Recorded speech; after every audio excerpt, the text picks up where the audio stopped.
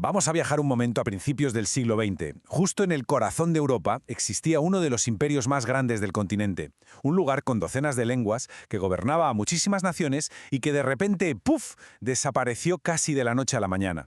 Claro. La pregunta que nos hacemos todos es, ¿cómo es posible? ¿Cómo puede un imperio tan gigantesco simplemente desvanecerse? Bueno, pues vamos a meternos de lleno en esta historia, porque es de verdad increíble.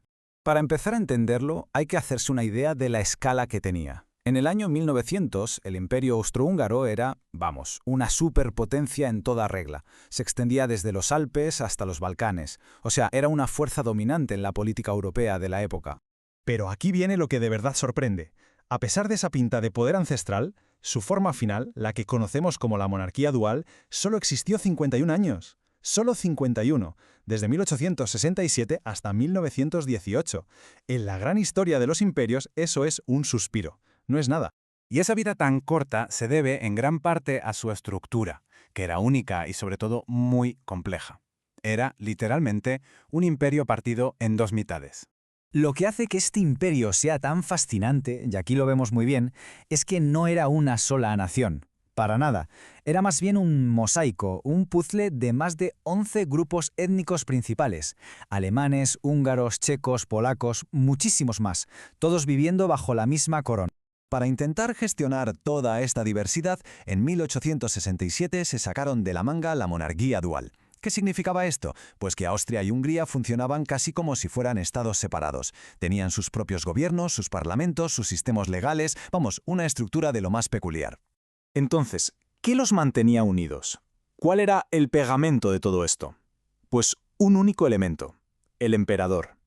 La figura de Francisco José I era la que personificaba la unidad de este sistema tan complejo, gobernando sobre dos estados que compartían una misma corona. Pero claro, este sistema, que en teoría estaba diseñado para mantener la paz, en realidad ocultaba unas grietas profundísimas en sus cimientos.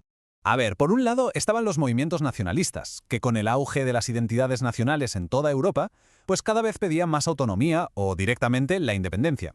Y por otro, la toma de decisiones era increíblemente lenta. A menudo se llegaba a un punto muerto porque Austria y Hungría se bloqueaban la una a la otra. Así que, aquí está la clave de todo. Por fuera, el imperio parecía poderoso, muy estable, pero por dentro era extremadamente frágil.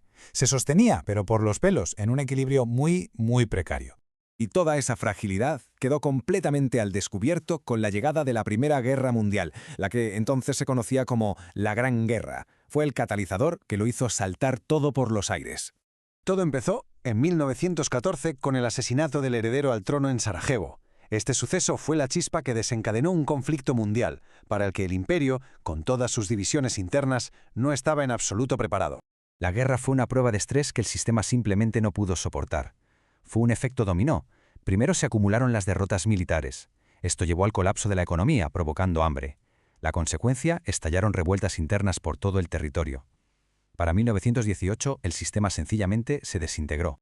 Pero la desaparición del Imperio Austrohúngaro no fue un evento que se quedó ahí y ya está. Dejó un eco duradero que transformó el mapa de Europa para siempre. En esta imagen se ve perfectamente el cambio tan radical. De las cenizas de un solo imperio surgieron naciones completamente nuevas como Austria, Hungría, Checoslovaquia y Yugoslavia, y otras regiones se unieron a sus vecinos. El mapa de Europa Central se redibujó por completo. Y ojo, que esto es clave. Esa reorganización no es solo historia antigua. Muchas de las fronteras actuales, las identidades nacionales e incluso algunos de los conflictos de Europa Central y del Este de hoy tienen su origen directo en la caída de este imperio. Al final, si lo pensamos bien, al Imperio Austrohúngaro no lo destruyó un enemigo externo, se derrumbó por su propio peso, por su propia complejidad. Fue simplemente un imperio demasiado diverso como para poder sobrevivir a una guerra moderna.